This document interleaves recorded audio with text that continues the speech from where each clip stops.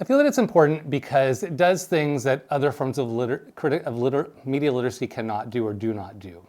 Critical media literacy has a focus on political economy of media. It looks at not just the messages, or it doesn't just analyze the messages that we receive, but it analyzes who creates them for what and for what purposes, why certain messages are there and why some are missing.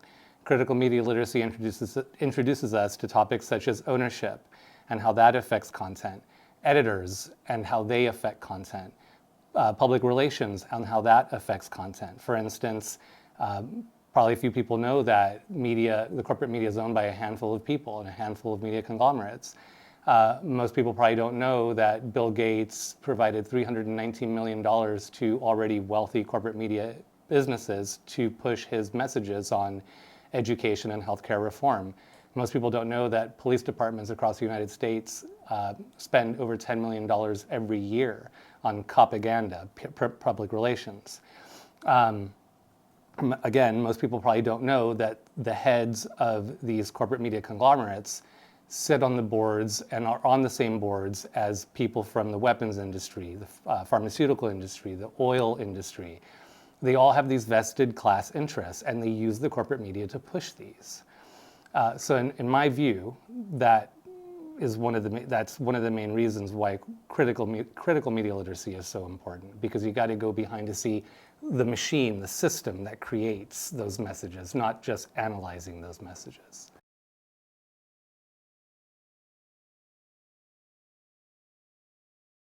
Well, I guess going back on the same kind of line of thought, a lot of people think that journalists are these intrepid, dogged defenders of the truth, and they're out there, to do a service on our behalf. But the reality is that corporate journalists come from affluent backgrounds.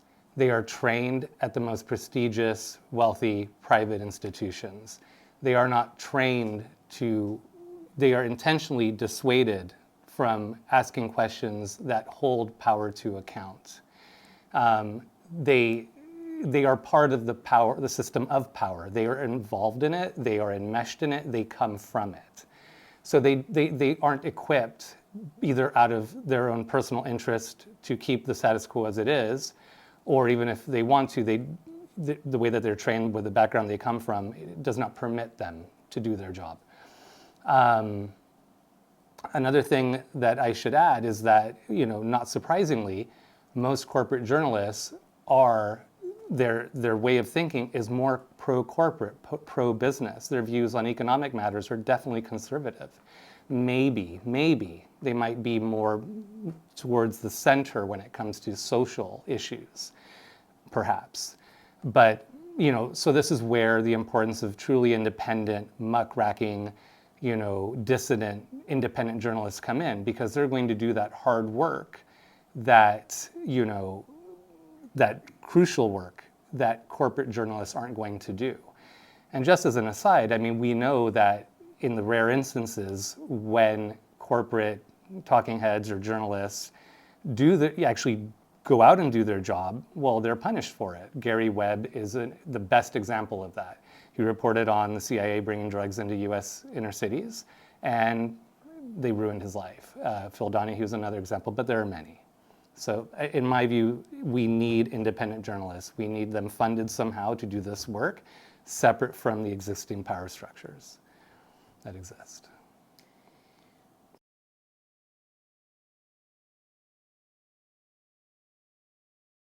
Okay.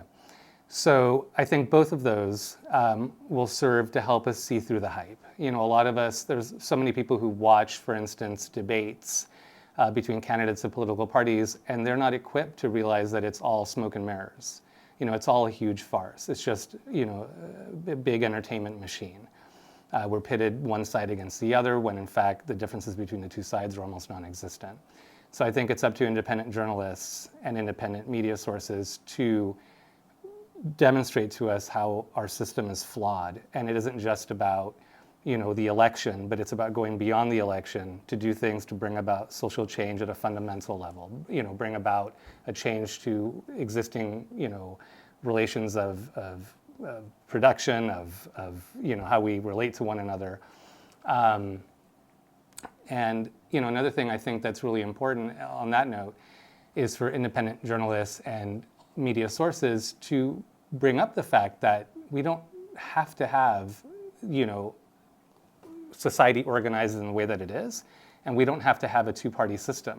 I'm sure they're going to completely ignore the fact that, for instance, Cornel West is running on a third-party ticket. He keeps changing, now he's running as an independent, but he's the best choice that we have, to survive as a species. I mean, we've got the war in Ukraine, which has us at the very brink of nuclear disaster.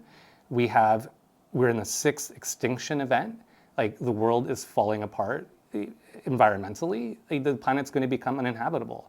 And no Republican, and no Democrat, and no official from any major party in any Western country is going to make a difference in that regard. So I think it's important for independent media and independent journalists to highlight these issues, these very crucial issues, because the corporate media is never going to do it. Corporate journalists are never going to do it.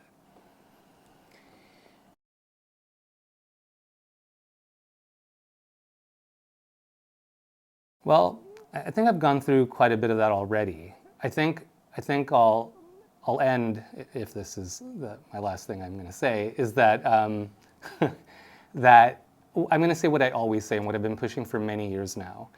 It is so crucial for us as educators to consume alternative media, show our students where to find alternative media, and not to forget, to remember to fund alternative media. We need sources of information that are going to counter the status quo, that are going to hold those in power to account, that are going to show us alternate viable futures, that are going to show different angles and viewpoints that you don't find elsewhere. And I know how powerful this is, because myself as an undergraduate was introduced to a few sources of alternative media by a fellow student, and it has changed my life ever since. And oftentimes when I introduce other people to alternative sources of news, it completely changes them. I have people come back to me and say, wow, I didn't know news could look like that. I didn't know I could learn from the news, I think a lot of people realize, like, the corporate news is fundamentally defective, but they don't realize how or why. And that's why going back to critical media literacy, it gives you the tools to dissect the corporate media and to understand what is so defective about it.